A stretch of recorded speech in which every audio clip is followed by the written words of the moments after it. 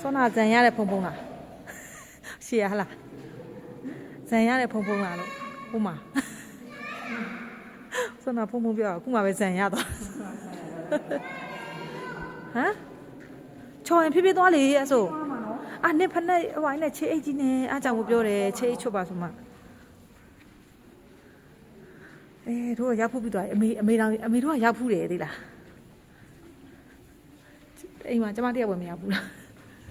မယူလာခဲ့တော့လေအဲ့မနဲ့နဲ့မတက်ဘူးမှာချီတုံးပြီးပြန်ဟောဆူတောင်းပြီဖေရတဲ့ဟောဒီခဲလားဒီခဲလားဒီခဲဟိုမှာဒီခဲတော့ချောတယ်နော်ချော်တယ်ကြီးဟုတ်တယ်ဖြစ်เสียရှိကျမပဲဖြစ်မှာတော်တော်ချော်တယ်ကြီးမှာဒီနာ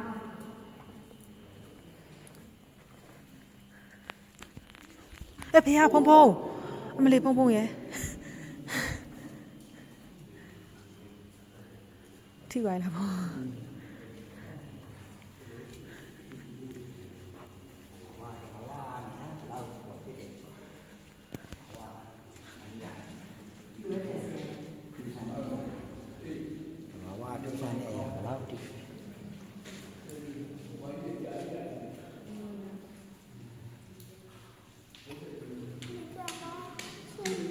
ဟုတ်တယ်ရောက်ဘူးလား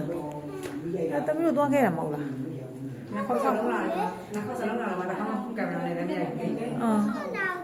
တယ်ကျန်းအောင်တိုက်ခဲ့တယ်ဘယ်နှမ်းမှတိုက်ခဲ့အောင်ဘောမတက်တော့ဘူးဟုတ်တယ်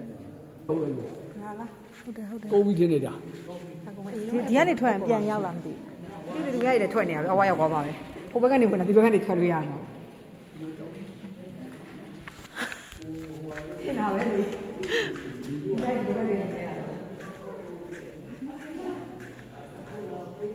အဲ့ဒါဘာလဲဒီနေ့ပြန်ထွက်ရမယ်ပတ်စံနေဘာလို့ပြစ်ထားလဲနက်ရီကန်ဒီနေ့ပြန်ထွက်ရမှာဒါနက်ရီကန် ဟိုဘက်ဒီဘက်မရှိဘူးဟုတ်လားမရှိဘူးလားဟိုဘက်ဒီဘက်အဲ့ဆိုအလာလမ်းမပြန်မှာဘူး